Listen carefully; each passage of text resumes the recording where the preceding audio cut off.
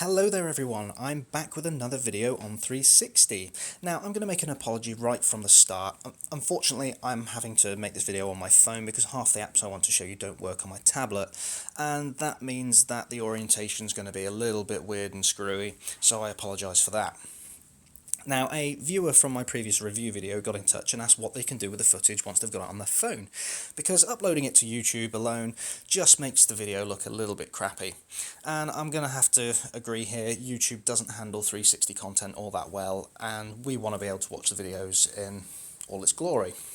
So I'm going to give another quick run through of SYVR360, which is the companion app that I've been running with the Vivitar cam. And I'm also going to show you some other cool little apps to do some post-processing with your footage once you've got it. So to start with, get your camera connected up via Wi-Fi to the device you want to work on and open up the SYVR360 app. Now straight away you can see some videos that I've already downloaded to my phone, but we're going to ignore them for the time being. Now up in the top left hand corner is a little gear icon that takes you into the app settings. There's not a huge amount you can do in here, so I generally just ignore it. Now off to the right a little bit you'll see a little square with some mountains in it. That just opens up your stock gallery. Now I've not really got anything worth looking at in there, so we're going to ignore that. But then if we click the button in the top right, that will take you into the camera, or connect to the camera. And then we're presented with this menu here.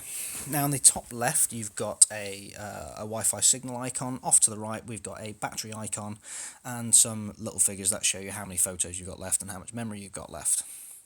Now the little phone button just below it, all that does is it activates your phone's accelerometers, so you can just move your phone around and it will move the picture. I'll take that off for now.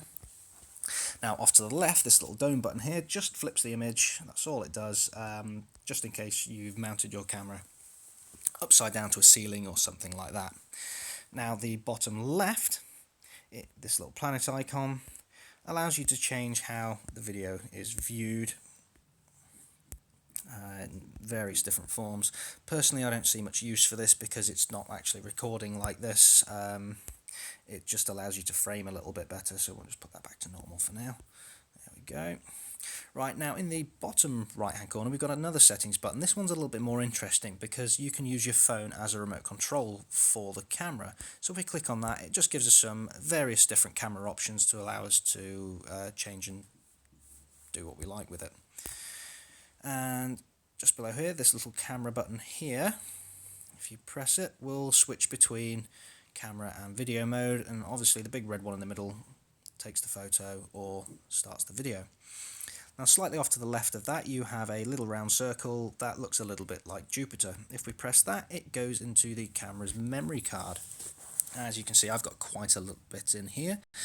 Now at the top you've got some icons. Now the first icon with a circle around it at the moment is the camera SD card.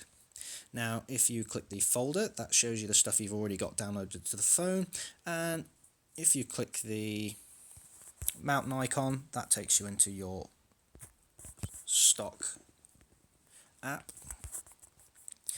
So let's find a video on here worth downloading.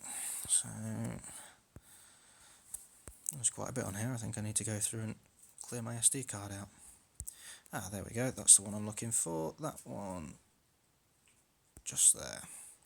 So if we go in, we'll get the video on the card. Now if we click play now, it's going to try and play via Wi-Fi, and to be honest the quality suffers greatly when you're playing it direct from the camera. As you can see, if we put it into the standard mode here, it just looks really rubbish, and definitely wouldn't want to watch my videos like this. So what we're going to do is we're going to download it to the phone. Now to do that is relatively simple. You just click the arrow here and it will download. I'm not going to do that because I've already pre-downloaded it to my phone because I don't want you to sit here for 3 hours while it does it.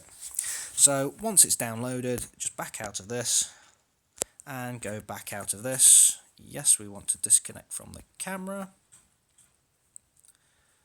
There we go, and it'll take you here where your video should have downloaded. So I'm just going to click on this. There we go, and here's our downloaded video.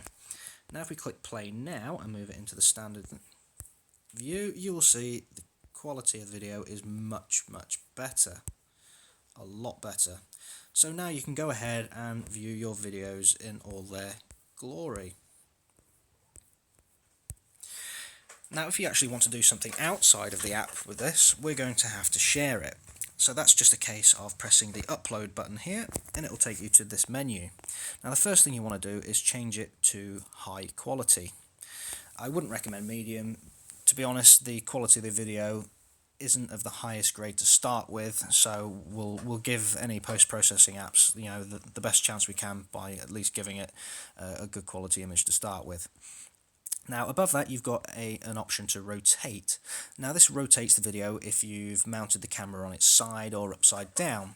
So if you've got it mounted to a wall on its side, you'd use the 90 and 270 degree options. If you've got it upside down from a roof of something, you use the 180. My camera was mounted the right way up, so I'm going to leave it on 0.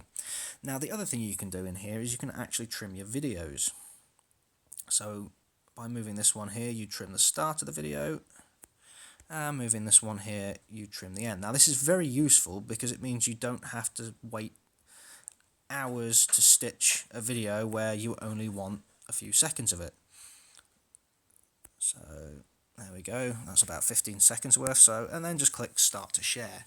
Hopefully this won't take too long. Ideally you want to try and keep your clips short to start with, because again it just makes post-processing a lot easier. It also makes this step a lot quicker. So try and work with shortish clips. Generally I won't use anything over 4 minutes or so.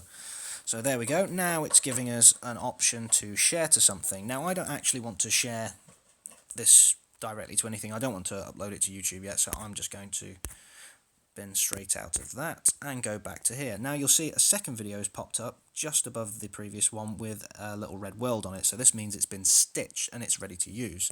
So if we go into that, we'll now see I will have a 15-second video of me kite surfing badly. So that's excellent, but now what? Now for some reason my phone won't auto search things in my stock album. Not sure why it does it. It does it with some apps but not with others, and SYVR360 is one of the ones it doesn't work with, so you've got to find it via another method. So if you go into your stock file browser, for me it's File Commander, and go down to either internal storage or SD card. Now this depends on where you've got it saving to. Now originally mine saved into internal storage, but has suddenly decided to switch it back. Sorry, it originally saved in SD card, but has for some unknown reason switched to internal storage, which really threw me when I was looking for videos earlier. So I'm going to go into internal storage for mine, and then we're looking for a file called DCIM.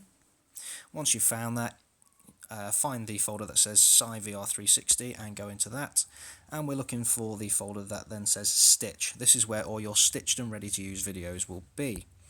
And there we go, we can see any photos or videos that you have stitched, and you can copy and paste them out of there and use them wherever you like as a finished 360 video. You can also click on it and it will give you an option to play it. Now most stock browsers, sorry not stock browsers, stock albums will not be able to play 360 content, so you'll have to use another one. Now Google Photos will do it, but I don't really like it that much because it gives a very zoomed in view and it's not very smooth, so I use VR Media Player. However, for some unknown reason, if I try to do it from here it won't work, so I'm going to go direct to the app itself and I'm going to open it up in there. So it's quite a nice media browser, this one. It does its job. So if we click this top left hand corner here, we'll go into video library. Now this is already set up, so it's exactly the same process. So I'm going to go into the internal memory, I'm going to choose DCIM, SYVR360, Stitch, and there is my video. Now this gives you the option to choose how you want to watch the video. So for now I'm going to leave it 360 and non-3D.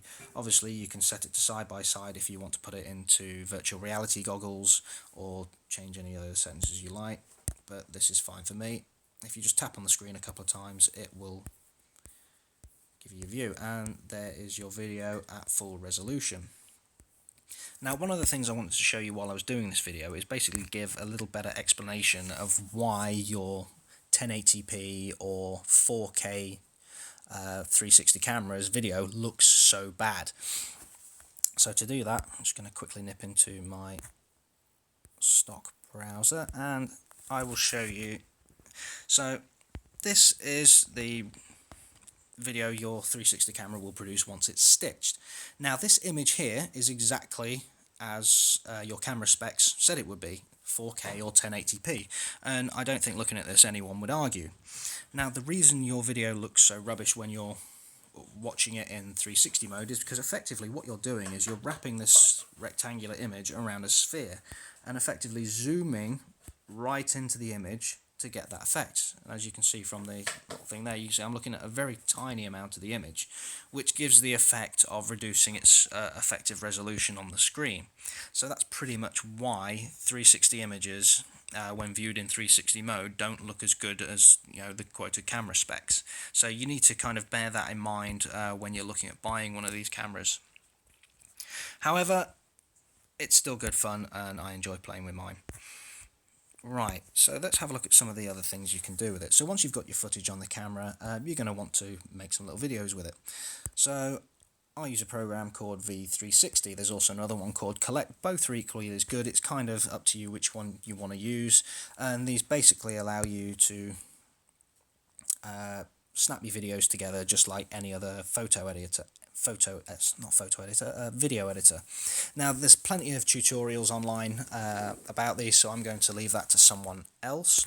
Now one of the other things you can do is there's a program called Tiny Planet FX Pro, which allows you to make Tiny Planet photos, which are really cool. Now this is a paid app, but it's probably one of the best apps I've managed to find. I've tried the free ones and they're not very good, and for the price of this app it's definitely worth a buy. Now when you open this app up, the first thing you need to do is go into settings. Because this app isn't just designed for 360 content, it's designed for people to try and make tiny planets from ordinary photos. So you'll find that this setting here, blend edges, is on when you get it. Now if you try to use that with 360 content, you'll get a horrible stitch line going through your photos, as I'll demonstrate. So I'm going to leave that on for now.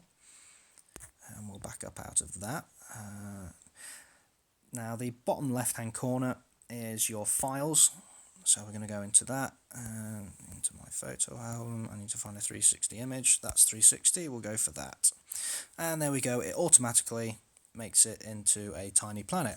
But unfortunately, if we spin this round and zoom in a little bit, you'll see that my daughter and half my TV has gone missing, which looks really horrible. So what we're going to do is go back into settings, turn off blend edges, choose the photo again. It's that one, isn't it? There we go, and now you will see my TV is complete and so is my daughter's face, which looks much better. And once you've moved it around and done all sorts of crazy things with it in this app, you can do all sorts of effects. You can save it and then it's an ordinary photo from there, so you can then move it into normal photo processing apps like Snapseed, and you can do some really cool things. So if we back out of this, like this is one of the photos I made. Now they're not the best quality photos ever, however they do make for interesting profile pictures or something weird and strange, something different to share online. And that same photo I showed you earlier, this is after a little bit of processing, so you can get quite arty with them and do some stuff like that. Okay, so I'm going to leave it there. Any questions, let me know and I'll do my best to answer them. Thank you very much.